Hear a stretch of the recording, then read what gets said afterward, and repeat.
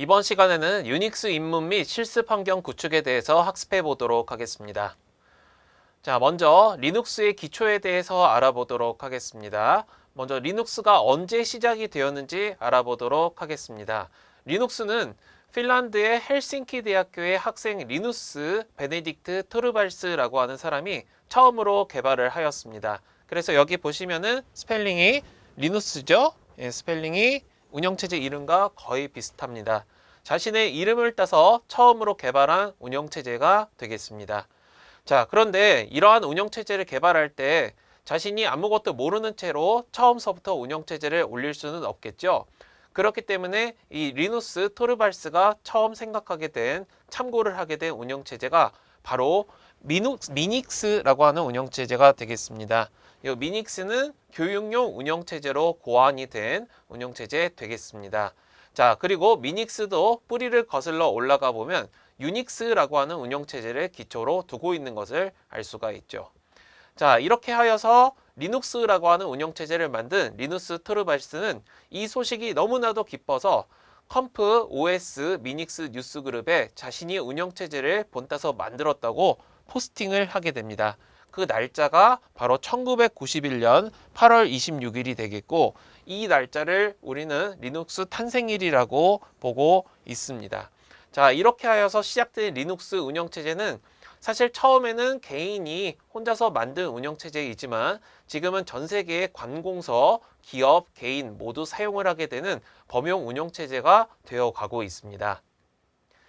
자, 그렇다면 리눅스가 어떤 발전 과정을 거치고 있는지 알아보도록 하겠습니다.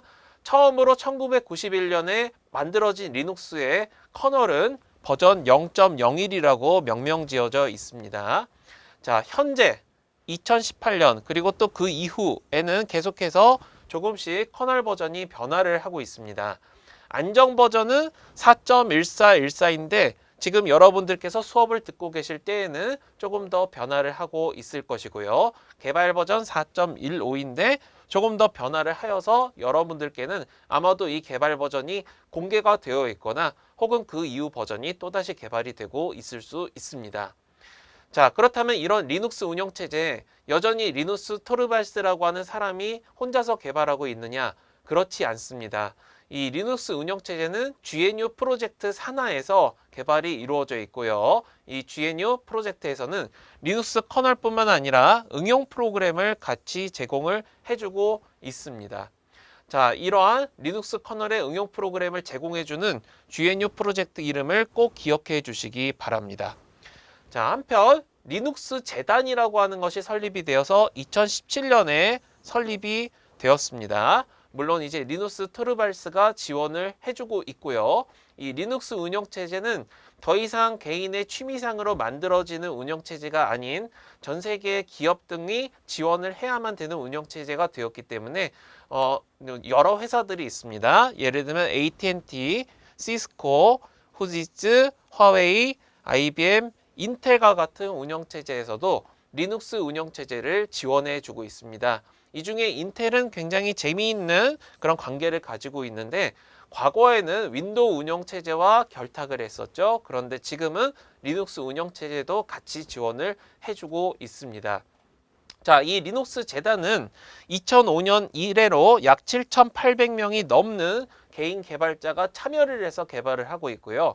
또 800여 개의 기업이 커널을 개발을 하는데 공헌을 하고 있습니다. 자, 그렇다면은 여기서 제가 잠깐 언급을 드렸던 GNU 프로젝트에 대해서 좀 더 자세히 알아보도록 하겠습니다. 이 GNU 프로젝트는 리처드 스톨먼이라고 하는 사람이 시작을 한 프로젝트가 되겠습니다. 이 GNU 프로젝트는 조금 이제 리눅스와는 어떤 선에서는 비슷한 철학을 가지고 있는데요. 1985년에 이 리처드 스톨먼이 주가 되어서 GNU 선언문이라고 하는 것을 발표를 하게 되고 이 자유 소프트웨어 재단이라고 하는 것을 설립하게 됩니다. 영어 단어로 Free Software Foundation, 말 그대로 소프트웨어를 자유롭게 사용을 하기 위한 재단을 이야기하는 것이 되겠습니다. 자, 여기서 발표한 GNU 선언문은 지금도 웹사이트에서 확인을 할 수 있습니다. 주소 도메인이 gnu.org라고 하는 도메인이 있죠. 그 이하에 manifesto.html에서 확인이 가능하고 여러분들께서도 한 번쯤 시간이 나신다면은 이 주소를 웹브라우저의 주소에 입력하여서 확인해 보시면 참 좋을 것 같습니다.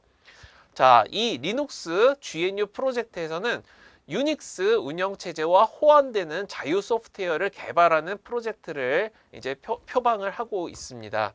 그리고 여기에서 나온 GNU라고 하는 말에 대해서도 다시 한번 정의를 해볼 필요가 있는데 여기 또 재미있는 정의가 있습니다. GNU is not Unix라고 하는 말로 이제 정의를 하고 있습니다. 여기 나와 있는 GNU is not Unix에서 G라고 하는 알파벳, N이라고 하는 알파벳, U라고 하는 알파벳을 가지고 보면은 GNU죠. 그리고 그 뜻은 GNU는 유닉스가 아니다라고 이야기를 하고 있습니다. 여기서 이야기하고 있는 유닉스라고 하는 운영체제도 이제 운영체제입니다. 저희 이제 리눅스 토르발스가 처음 개발을 할 때 참고를 하였던 미닉스 운영체제의 전신격 되는 운영체제죠. 이 유닉스 운영체제는 유료입니다. 비용을 지불을 해서 사용을 해야 되고요. 아무래도 운영체제에 비용을 지불해야 되다 보니까 이런 소프트웨어에 대해서 비용을 지불하고 모든 사람들이 소프트웨어의 혜택을 받을 수가 없는 것은 불합리하다. 그래서 우리는 소프트웨어를 자유롭게 누구나 사용할 수 있도록 하자라고 이제 제창을 하는 것이 바로 이 표어가 되겠습니다. 그래서 GNU 프로젝트라고 하면은 반드시 GNU is not Unix 꼭 기억해 주시기 바랍니다. 자, 그런데 저는 여러분들께서 대개 GNU라는 말을 들으시면은 GNU라고 읽으시죠? 근데 실제로는 GNU라고 읽습니다. 그래서 GNU라고도 읽고 또 GNU라고도 읽어주시면 되겠습니다. 제가 권장을 하는 것은 GNU보다는 GNU로 읽는 것을 조금 더 권장드리고 다만 많은 분들께서 매 교시마다 조금씩 내용이 달라지면은 이해가 어려우시니까 저는 여러분들께 GNU라고 계속 읽으면서 설명을 하도록 하겠습니다. 자, 그렇다면은 이 GNU 프로젝트에서 제창을 하고 있는 4가지 자유를 한번 알아보도록 하겠습니다. 먼저 첫 번째로 프로그램을 어떠한 목적으로도 실행할 수 있는 자유, 즉 목적의 자유가 되겠습니다. 내가 프로그램을 획득을 하였을 때 그것을 상업적 목적이든 또는 공개적 목적이든 개인적 목적이든 얼마든지 사용할 자유가 있다고 하는 것을 이야기해주고 있습니다. 자, 다음으로 프로그램이 어떻게 동작하는지 학습을 하고 자신의 필요에 맞게 제작을 할 수 있는 자유가 있다. 즉 동작의 학습과 필요의 제약을 이제 마음대로 가질 수 있다고 하는 그런 특성을 가지고 있죠. 자, 프로그램을 내가 자유롭게 개조를 하고 제작을 하려면은 프로그램의 소스 코드가 공개가 되어 있어야 됩니다. 자, 그런데 이 소스 코드가 공개가 되어 있지 않는 바이너리 파일을 가지고 개조를 하는 것은 사실상 쉬운 일이 아니죠. 그렇기 때문에 이 GNU의 4가지 자유에서 제창을 하고 있는 두 번째 자유가 만족을 하기 위해서는 소스 코드가 반드시 공개가 되어 있어야 한다는 것이 전제가 되고 있습니다. 자, 다음으로 복제물을 재배포할 수 있는데 여기서 복제물이라고 하는 것은 당연히 프로그램의 복제물이 되겠습니다. 그래서 이러한 것을 재배포, 원 제작자의 허가를 받지 않고 이웃을 도울 수 있는 목적으로 재배포를 할 수 있는 그런 자유가 필요하다라고 제창을 하는 것이 세 번째 자유가 되겠습니다. 자, 다음으로 마지막 자유가 되겠는데요. 프로그램을 개선할 수 있는 자유, 개선의 자유성, 그리고 개선된 이점을 사용을 해서 이 전 지구의 공동체 전체가 누릴 수 있도록 발표를 할 수 있는 자유를 가진다고 하는 것이 바로 네 번째 자유가 되겠습니다. 내가 이제 프로그램을 사용하는 도중에 좀 잘 작동을 하지 못하는 그런 기능이 있어요. 이런 것들을 개선을 하고자 하는 것을 프로그래머 스스로 마음대로 개선을 하고 이런 부분을 개선했습니다 라고 새로운 버전으로 발표할 수 있는 자유를 가지고 있는 것이 바로 GNU 프로젝트의 네 번째 자유가 되겠습니다. 자, 역시 프로그램에 대한 개선을 해야 되다 보니까 프로그램 소스 코드가 공개가 되어 있어야 되는데요. 그래서 소스 코드 접근이 전제가 된다는 것을 또 잊지 말아 주시기 바랍니다. 자, 그렇다면은 이 GNU 프로젝트의 자유를 논할 때 보니까 소스 코드가 공개가 되어 있어야 한다는 자유가 필요해 보입니다. 이러한 소스 코드 공개의 자유에 대해서 또 문제가 하나 발생합니다. 원 저작자 소스코드의 저작권 문제가 발생을 합니다. 대개 프로그램을 만든 사람은 저작권을 이용을 해서 프로그램에서 수익을 창출을 하는 것을 목적으로 할 텐데 GNU 프로젝트는 지금 얼핏 자유에 대한 이야기를 들어보니까 그런 요구사항들이 상충이 되는 것을 볼 수가 있죠. 자, GNU 프로젝트에서는 이러한 것을 명문화하기 위한 소스코드에 대한 저작권에 대한 것을 정의를 하고 있습니다. 그 저작권이 바로 무엇이냐면 GPL이 되겠습니다. 자, GPL 라이선스는 이제 1989년에 역시 GNU 재창을 할 때 제정을 하게 된 것이 되겠습니다. GPL은 무엇의 약어냐면은 G는 GNU를 뜻하게 되겠고요. P는 제너럴 퍼블릭을 뜻하게 되겠습니다. 그리고 L은 라이선스를 뜻하게 되겠습니다. 그래서 이런 것을 제정을 하고 우리는 이것을 한국어로 번역해서 읽을 때에는 자유 소프트웨어 라이선스라고도 이야기합니다. 자, 초창기에 나왔던 버전 1은 굉장히 급진적인 내용을 담고 있어서 소프트웨어 저작권자, 즉 소프트웨어 소스 프로그램 소스를 처음 만든 사람의 저작권 자체를 인정하지 않는 그런 내용도 포함이 되어 있었습니다. 자, 그런데 차차 이 GPL 라이선스 기반으로 한번 운용을 해보니까 여러 가지 문제들이 발생을 하게 되죠. 이런 문제들을 조금씩 고쳐서 버전 1번, 버전 2번, 그리고 버전 3번까지 제정을 하여서 조금씩 개선을 해나가고 있습니다.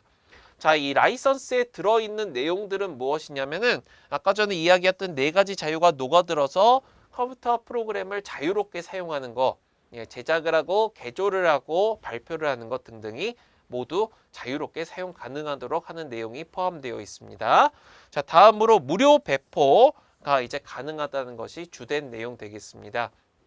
자, 우리가 프로그램을 개선을 할 때는 소스 코드가 있어야만 개선이 가능하니까 소스 코드의 변경이 허용 가능하도록 하자고 하는 내용도 굉장히 중요한 내용으로 들어가 있습니다. 그래서 이 3가지 꼭 잘 기억해 주시고 지금도 여러분들께서 이 GPL 라이선스의 내용은 언제든지 아래에 나와 있는 URL을 통해서 보실 수 있습니다.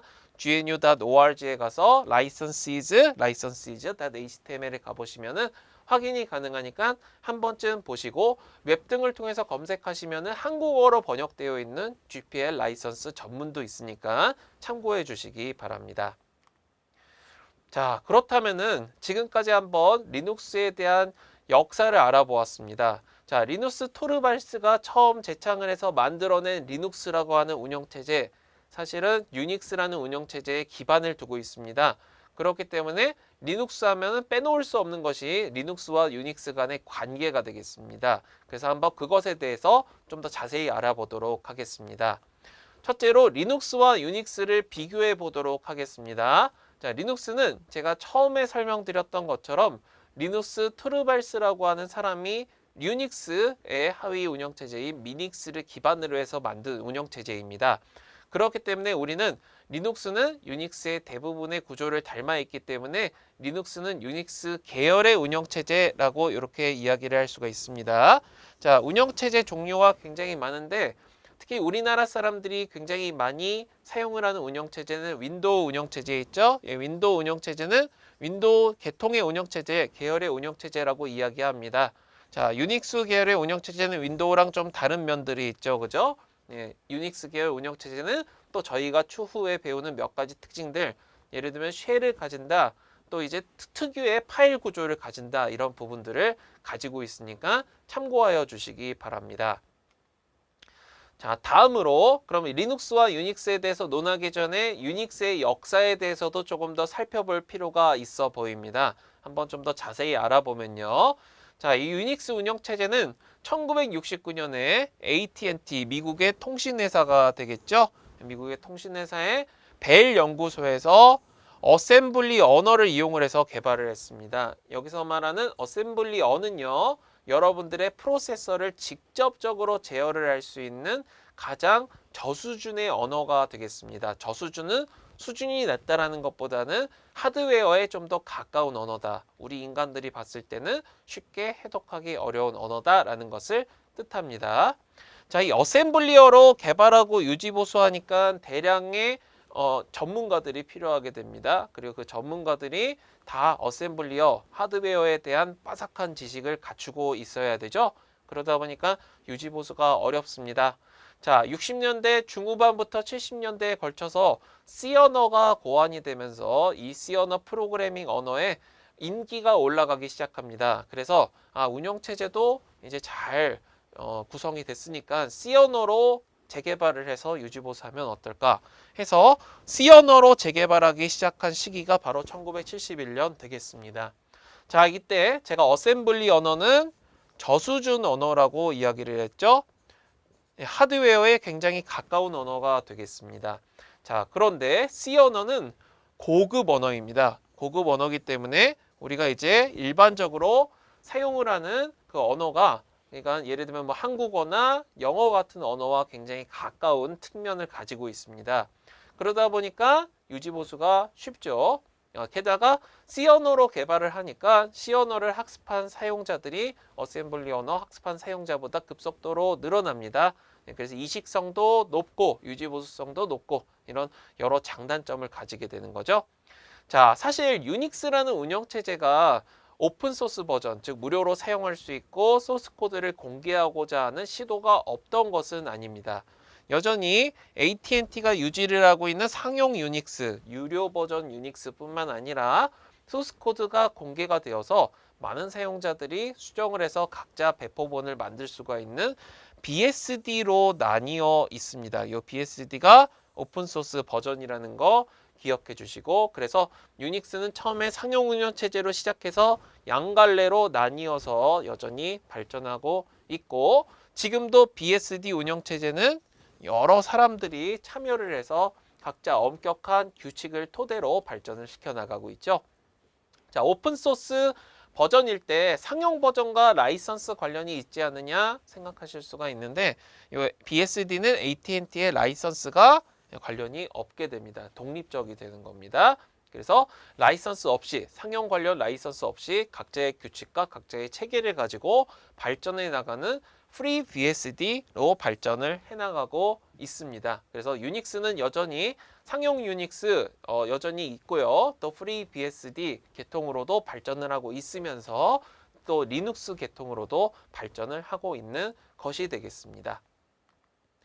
자, 그렇다면은 우리가 이제 앞으로 학습을 하게 되는 리눅스 운영체제는 리눅스 배포판이라고 하는 형태로 배포가 되어 있습니다. 배포판이니까 모든 사람들이 널리 사용을 할 수 있는 형태로 배포가 되어 있고요. 이 배포판에는 무엇이 대개 포함이 되어 있냐면은 운영체제의 핵심이라고 할 수 있는 리눅스 운영체제의 커널과 그 다음에 이 커널 상에서 작동을 시킬 수 있는 가장 기본이 되는 응용 프로그램으로 구성이 되어 있습니다. 자, 그런데 커널은 거의 동일할지라도 응용 프로그램은 조금씩 그 배포판의 철학이나 참여하는 사람들의 생각에 따라서 달라질 수가 있습니다. 그렇기 때문에 이 배포판에 따라서 응용 프로그램은 다르게 탑재가 되어 있습니다. 예를 들면 우분투 계통하고 데비안 계통 서로 다 다르게 탑재가 되어 있습니다.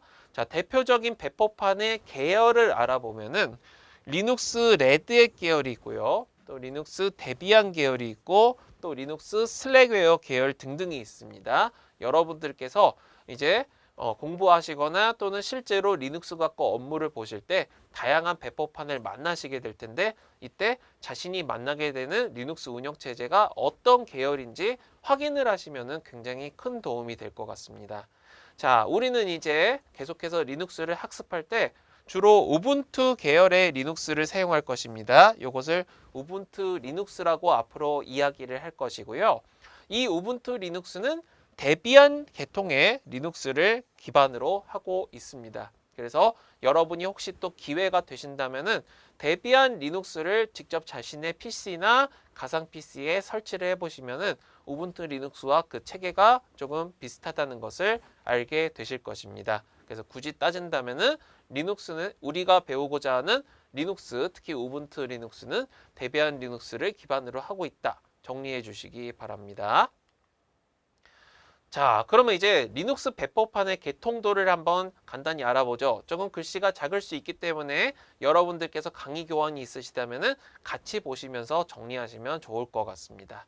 자, 최초로 리눅스 커널이 나타난 것이 1991년 되겠습니다. 그래서 처음 나타난 리눅스 커널로부터 조금씩 철학이 달라지는 사람들이 생겨나게 됐어요. 그래서 이 커널을 가지고 포팅을 하는 배포판들이 다양하게 생겨나죠. 크게 세 가지 계통, 데비안, 슬랙웨어, 레드햇이 거의 비슷한 시기에 나타나게 되었습니다. 자, 예를 들면 데비안 같은 경우는 계속해서 운영이 되다가 2004년에 우분투 배포판이 또 생겨나게 됐습니다. 데비안과 비슷한 부분들 많이 가지고 있고요. 우분투는 2017년에는 우분투 17.10까지, 현재는 우분투 18이나 19까지도 버전이 올라가서 배포가 되고 있는 상황 되겠습니다. 그래서 우리가 앞으로 학습을 하고자 하는 우분투 리눅스는 이런 계통을 가진다, 데비안 계통을 가진다, 꼭 기억을 해주시기 바랍니다. 자, 다른 배포판도 여러분들이 접하실 수 있으니까 몇 가지 알아두시면 좋겠죠. 예를 들면 수제 리눅스라고 대개 불리우는 수제 배포판, 1994년에 또 슬랙웨어로부터 분리가 되어서 배포가 되기 시작했고 2006년 이후에는 오픈 수제라고 불리우고 있습니다. 그리고 또 이때 자바라고 하는 언어가 나타난 것이 2003년 전후가 되겠죠.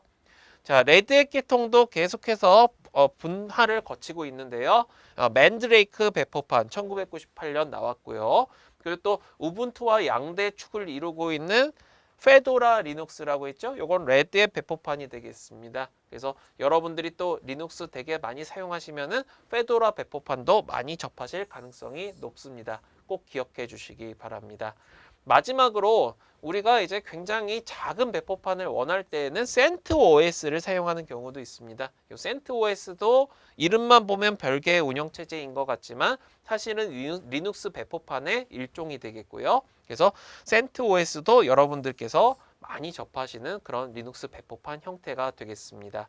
자, 그래서 이렇게 함으로써 리눅스 배포판을 다양하게 정리해 보았는데 이 마지막에 이름만 딱 보시고 데비안 계통이구나, 슬랙웨어 계통이구나, 레드햇 계통이구나 빠르게 판단하시고 여러분들께서 현업에 적용을 하실 수 있으면 참 좋겠습니다. 자, 그렇다면은 우리가 이제 앞으로 주로 많이 보게 될 우분투 리눅스 좀 자세히 알아둘 필요가 있겠죠?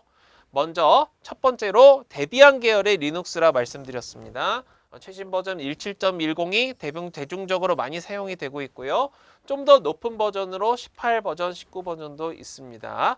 자, 데비안 리눅스 중에서 가장 성공했다고 하는 것은 일반 대중에게도 많이 알려져서 대중들도 많이 설치를 한 데스크톱 배포판이라고 하는 뜻을 가집니다. 그래서 과거와는 다르게 우리가 윈도우 운영체제뿐만 아니라 리눅스 운영체제 가지고도 한번 운용해 볼까 해서 설치해서 사용하시는 분들이 굉장히 많습니다. 자, 이 우분투 리눅스는 아까 말씀드렸듯이 데비안 계통에 기반을 두고 있는데 정확히는 데비안 GNU 리눅스에 바탕을 두고 있다는 거 기억해 두시고요. 자, 운영체제가 많은 사용자들에게 확산이 되려면은 운영체제를 쉽게 사용할 수 있는 무언가가 있어야 됩니다. 대표적인 것은 마우스만으로 간단하게 클릭을 해서 프로그램을 실행하고 기능을 사용할 수가 있는 데스크톱 환경이 필요합니다. 그 데스크톱 환경으로 우분투 리눅스에는 그놈이라고 하는 운영체제가 들어 있습니다. 그래서 데스크톱 환경이 들어 있습니다. 그래서 요 그놈 가지고 있다는 거, 요 명칭을 꼭 잘 기억해 주시기 바랍니다. 자, 그렇다면 이 우분투 리눅스는 대체 누가 이렇게 지휘를 해서 잘 만들었는지 한번 아실 필요가 있겠죠?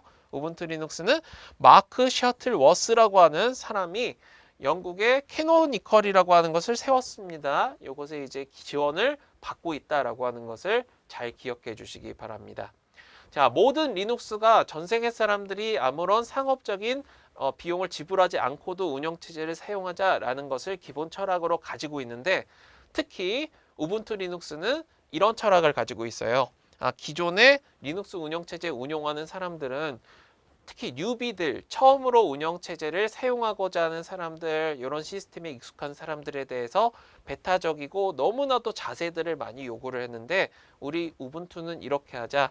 전 세계 누구나 굉장히 쉽게 어렵지 않게 리눅스를 사용할 수 있도록 하자. 그래서 과거와는 다르게 리눅스가 좀 더 사용자 친화적이고 친근한 운영체제가 될 수 있도록 하자라고 하는 것을 기본 철학으로 가지고 있습니다. 과거에는 리눅스 커뮤니티에서 질문글을 하나 잘못 올리면은 매뉴얼을 읽고 다시 질문하세요 이런 얘기가 있었는데 지금은 그렇지가 않습니다. 그래서 이런 철학을 가지고 있기 때문에 우리가 이런 우분투 리눅스와 같은 리눅스를 통해서 새로운 운영체제를 쉽게 사용할 수 있는 것이 되었죠. 자, 다음으로 이제 우분투 리눅스가 큰 변화를 가지게 된 것은 바로 이 17.10 버전부터입니다. 이때 과거에는 유니티를 기반으로 기본 데스크톱을 사용을 했습니다. 근데 너무 효율적인 운용이 쉽지가 않아요. 그래서 그놈이라고 하는 데스크톱으로 바꾸게 되었다고 하는 것을 잘 기억해 주시기 바랍니다. 자, 이 운영체제의 기본 데스크톱을 배포할 때에는 기본 데스크톱 하나만 놓고 터미널 창 하나만 놓고 나머지 사용자가 알아서 설치해서 알아서 구성하세요 하면은 사용이 어렵습니다. 그리고 아까 우분투의 기본 철학에도 어긋나는 것을 알 수가 있죠. 그래서 이 그놈뿐만 아니라 우리 우분투 리눅스의 기본 데스크톱에서는 다양한 기본 소프트웨어를 제공해서 이론적으로는 이 기본 소프트웨어만 가지고 업무를 할 수 있을 수준의 소프트웨어를 제공하고 있습니다. 대표적으로 우리 댁에 운영체제에 있으면은 뭐부터 설치하려고 하죠?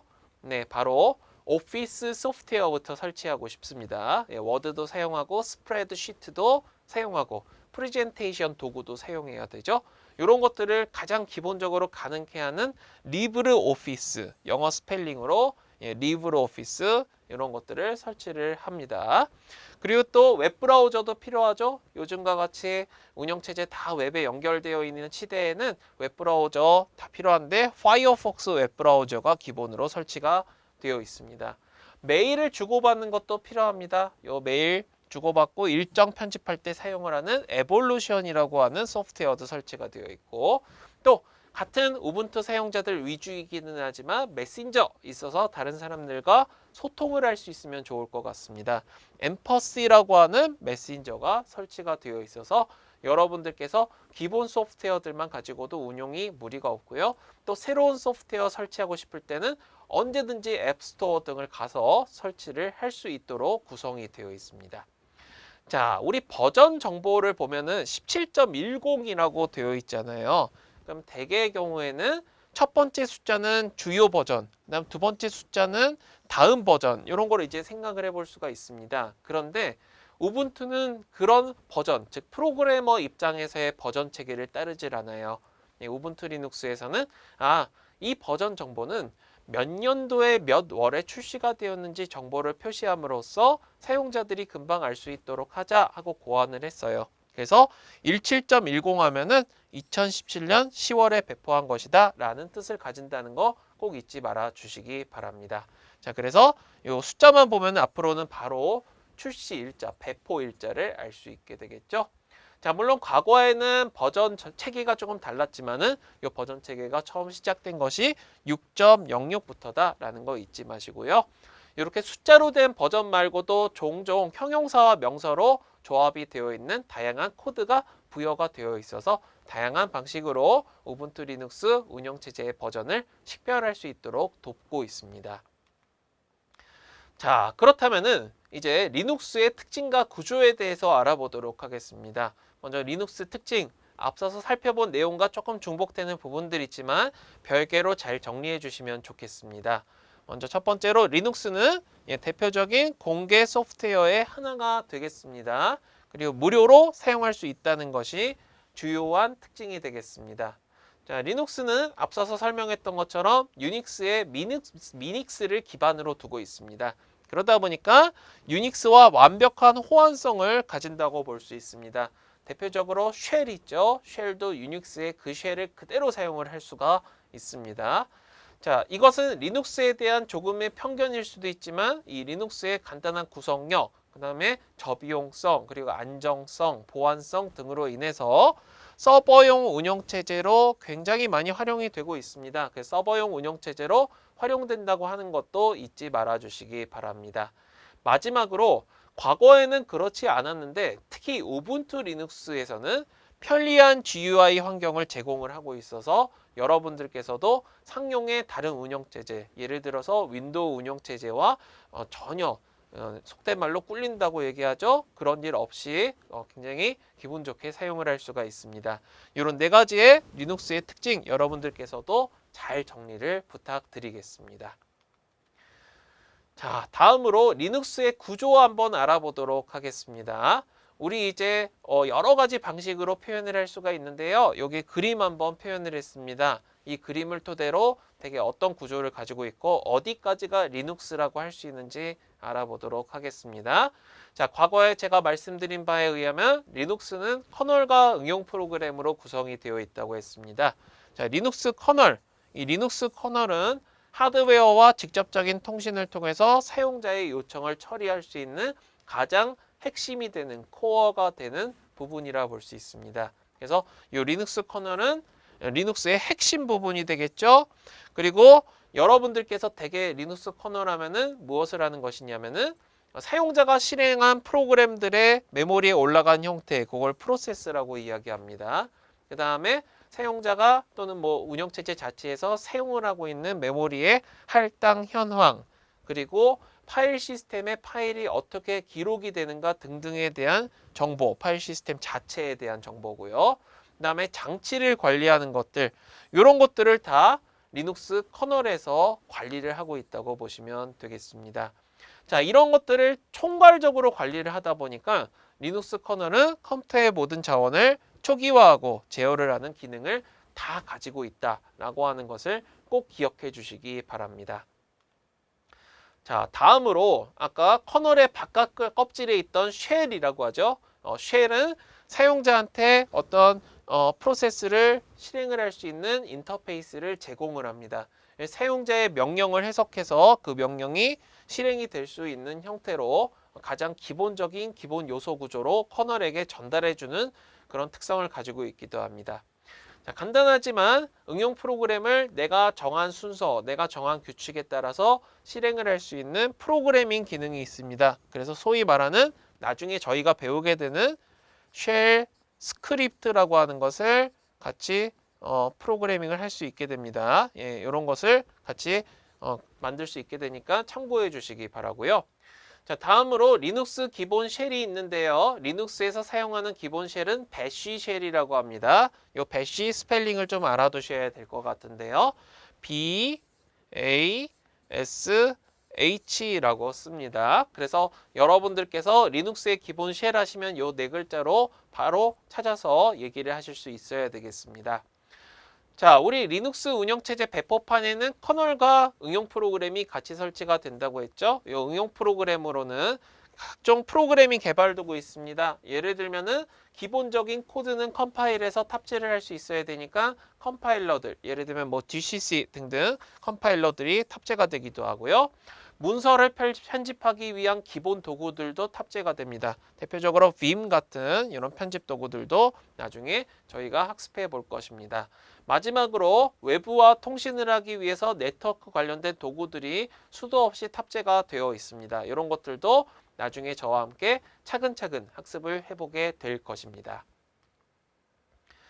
자, 그렇다면은 저희가 이제 리눅스에 대해서 이모저모 자세히 알아보았는데 여러분들께서도 기회가 되신다면은 리눅스 실습 환경을 좀 구축을 해 주실 수 있으면 좋을 것 같습니다. 그래서 한번 리눅스 실습 환경 구축의 순서만 알아보도록 하겠습니다. 자, 리눅스 실습 환경을 구축하기 위해서는 컴퓨터에 운영체제를 설치해야 되는데 여기서 약간 부담을 느끼시는 분들 계실 것입니다. 집에 PC가 한 대밖에 없는데 내가 여기다가 리눅스 운영체제를 설치하면은 기존에 쓰던 윈도우 운영체제 등등 다 어떻게 사용을 할까? 특히 우리나라에서는 윈도우 운영체제에서만 할 수 있는 일들이 있는데 리눅스 운영체제 설치하면은 곤란하지 않는가 하고 물어보시는 분들이 계실 것 같습니다. 그래서 대개 리눅스 관련된 학습을 할 때는 리눅스 운영체제를 전체 운영체제로 사용을 하는 것이 아닙니다. 어떻게 하시면 되냐면 여러분들이 기존에 사용하시던 운영체제가 있습니다. 윈도우일 수도 있고 더러는 리눅스를 사용하시는 분들도 계시겠죠. 여기다가 각자의 사용하시던 운영체제에 가상 머신을 설치하시면 됩니다. 이걸 영어로는 버추얼 머신이라고 이야기를 합니다. 이것을 설치하시면은 여러분들께서 얼마든지 리눅스 또는 다른 운영체제에 설치를 해서 마치 내 PC에 설치가 되어서 단독으로 작동하는 양 사용을 하실 수 있습니다. 가상 머신에 대해서 다시 한번 정의를 내려보면요. PC에 기존에 설치가 되어 있는 운영체제, 즉 이것을 호스트 운영 OS라고 이야기합니다. 호스트 운영체제에다가 가상의 머신, 가상의 시스템을 생성한 다음에 여기에다가 다른 내가 원하는 운영체제, 이것을 호스트 위에 손님으로 찾아오는 GUEST라고 이제 이야기를 하죠. 그래서 요 다른 운영체제를 설치할 수 있도록 해주는 그런 응용 프로그램을 가상 머신이라고 이야기를 합니다. 그래서 요 가상 머신의 두 가지 요소들, 호스트 OS, 게스트 OS도 꼭 잘 기억해 주시기 바랍니다. 자, 그렇다면 가상 머신은 어떠한 종류들이 있는지 알아보도록 하겠습니다. 먼저 대표적으로 가장 많이 쓰이고 여러분들의 접근성이 가장 높은 가상 머신으로는 VMware라고 하는 가상 머신이 있습니다. 이것은 호스트 OS로 여러분들이 사용하고 접하실 수 있는 대부분의 운영체제 사용이 가능합니다. 윈도우 계열의 운영체제에도 VMware 운영이 가능하고요. 리눅스에도 운영이 가능하고 또 맥 사용하시는 분들도 계시죠? 맥 OS에도 사용이 가능하다는 거 잊지 말아 주시기 바랍니다. 그러면 이러한 다양한 호스트 운영체제 위에서 운용할 수 있는 것은 또 윈도우나 리눅스 또 뭐 솔라리스, 맥OS 같은 운영체제 운영이 가능합니다. 자, 다음으로는 버추얼 PC라고 하는 가상 머신이 있습니다. 이것은 윈도우 계열 운영체제에서만 전용으로 제공이 되는 것이 되겠고요. 그럼 대신에 버추얼 PC에는 윈도우뿐만 아니라 아주 일부의 리눅스나 솔라리스만 사용을 할 수 있습니다. 조금 호환성은 떨어지는 편이죠. 마지막으로 버추얼 박스라고 하는 가상 머신이 있습니다. 이것도 이제 윈도우 운영체제, 리눅스, 애플 맥, 솔라리스 등 다 설치가 가능하고요. 이 버추얼박스 위에서도 윈도우 계열, 리눅스, 솔라리스, 맥OS, 심지어는 BSD 계통의 운영체제도 사용이 가능합니다. 그래서 여러분들께서 사용하시는 호스트 OS와 내가 앞으로 사용을 하고 싶은 게스트 OS의 특성에 맞춰서 가상머신을 선정을 하시고 설치하신 다음에 원하시는 배포판 또는 원하시는 운영체제를 설치해서 진행하시면 되겠습니다. 자, 그러면 이제 저희는 실습 환경 구축을 할 때 VM웨어 제품군으로 설치하는 순서를 먼저 제공을 하도록 하겠습니다. 이 VM웨어는 여러분들께서 리눅스를 가상으로 구성하고 싶다 할 때 가장 널리 사용을 하는 그런 제품이 되겠습니다. 특히 윈도우 제품군에 대해서만큼은 아주 넓은 호환성을 제공을 하고 있다는 거 잊지 말아 주시기 바랍니다. 그럼 이 VM웨어에도 굉장히 다양한 제품군들이 있는데요. 첫 번째로 워크스테이션이 있습니다. 이 워크스테이션은 모든 기능을 풀로 제공하는 겁니다. 그러다 보니까 여러분들께서 구매를 하지 않으면은 이 기능들을 다 사용을 할 수가 없습니다. 30일까지는 평가판 사용이 가능하지만 30일이 지나면은 여러분들께서 더 이상 사용할 수 없고, 그리고 또 우리가 실습이 한 달 만에 끝나는 것은 아니다 보니까 가급적이면은 이것은 사용을 지양을 하도록 합시다. 여러분이 손쉽게 사용하실 수 있는 가상 머신으로는 VM웨어 플레이어가 있습니다. 그래서 끝부분이 플레이어로 끝나는 거 잊지 말아 주시기 바라고요.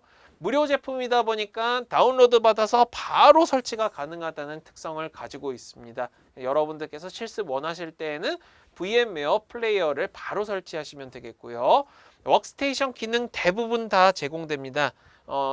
지원이 되지 않는 것들은 예를 들면 스냅샷 기능 등이 지원이 되지 않기 때문에 이런 부분들의 사용이 특별히 계획이 있으신 것이 아니라면은 바로 VM웨어 플레이어를 설치하셔서 사용하시면 되겠고요.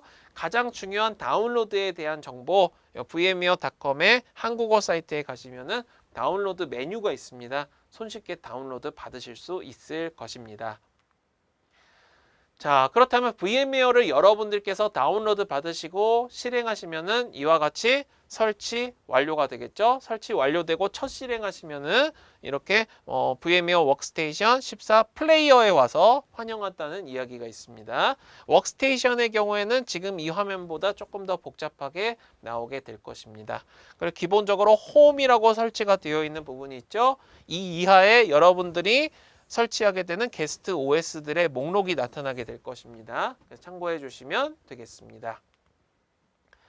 자, 그러면 이제 여러분들께서 호스트 PC의 가상 머신을 구성해 두었으니까 가상 머신을 생성해 봐야 되겠죠. 생성하기 위해서는 우리가 일반적으로 USB 메모리에 운영체제 설치 파일 복사하고 나서 설치하듯이 운영체제 설치 프로그램을 확보해야 됩니다. 리눅스는 전 세계 사람들이 무료로 사용할 수 있도록 배포판을 제공하고 있고, 특히 우분투의 경우에는 우분투 홈페이지에 가시면 손쉽게 설치 이미지 파일을 다운로드 받으실 수 있습니다. 이때 설치 이미지 파일의 확장자는 ISO라고 끝난다는 거 기억해 주시기 바라고요.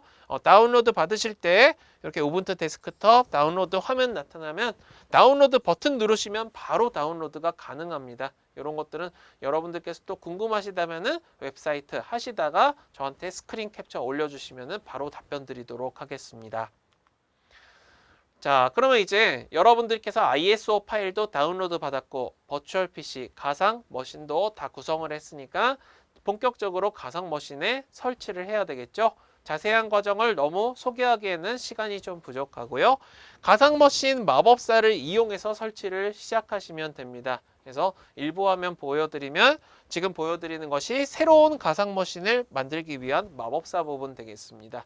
VM웨어의 경우에는 이미 윈도우나 리눅스나 맥OS 등을 완전하게 지원해주고 있기 때문에 바로 게스트 오퍼레이팅 시스템, 그러니까 말 그대로 게스트 운영체제에 대해서 리눅스를 선택하는 부분이 있습니다. 요거를 선택하시고 넥스트 버튼을 눌러주시면 다음으로 진행을 하실 수 있게 되겠습니다. 자, 그러면 이제 여러 과정들을 거쳐서 그리고 가상 머신이 생성이 완료가 되면은 아까 보여드렸던 우리 워크스테이션 14 플레이어 화면에 홈 밑에 이와 같이 리눅스 목록이 나타나게 됩니다.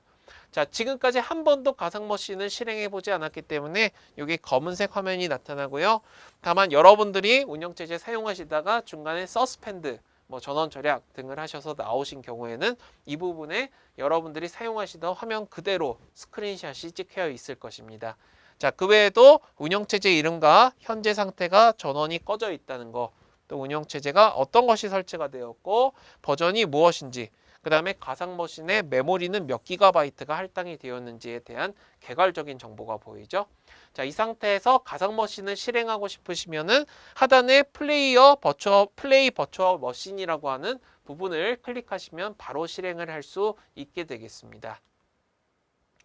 자, 그러면 이제 설치를 해야 됩니다. 지금까지는 가상 머신을 생성만 한 것이니까 설치를 하실 때 설치 화면이 또 가상 머신 화면에 나타나고, 여러분 호스트 운영체제는 실행이 되고 있는 상황 하에서 가상 머신 화면만 조그맣게 나타납니다. 그 화면이 바로 바깥쪽에 이와 같이 플레이어 테두리가 있으면서 안쪽에는 우분투 리눅스가 실행이 되고 있는 화면이 이렇게 나타나는 것을 볼 수 있죠. 그럼 이 안에 마우스 포인터를 이동시켜서 예를 들면 설치 부분에 대해서 여러분이 마우스를 클릭해 주시게 되면은 바로 설치 진행하고 마치 한 대의 또 다른 PC가 있는 것처럼 운용이 가능해집니다. 자세한 설치 과정은 생략하도록 하겠습니다. 자, 그래서 다음 과정과 같이 설치 설정을 마치고 나면은 이 바가 쭉 올라가면서 설치가 진행이 됩니다. 바가 완전히 다 올라가고 나면은 여러분들께서 설치가 완료된 다음과 같은 화면을 보실 수 있게 되겠습니다. 자, 그렇다면 설치가 완료가 되고 여러분이 초기에 설정하셨던 아이디와 패스워드를 이용해서 로그인을 성공을 하면은 처음으로 나타나는 화면이 지금 이와 같은 화면 되겠습니다. 우분투 데스크톱 초기 화면이 되겠고, 아까 제가 언급을 했던 많은 응용 프로그램들이 왼편에 모두 설치가 되어 있는 것을 확인할 수 있습니다. 그리고 또 휴지통 등등 다양한 기능들이 있는데 이들에 대해서는 다음 교시에 학습을 해보고자 합니다. 자, 그러면 이러한 과정을 통해서 오늘 리눅스와 유닉스의 기초적인 부분에 대해서 알아보고 또 리눅스의 실습 환경을 구축하기 위한 과정에 대해서 알아보았습니다. 자, 오늘 학습 고생 많으셨습니다. 다음 시간에 뵙겠습니다.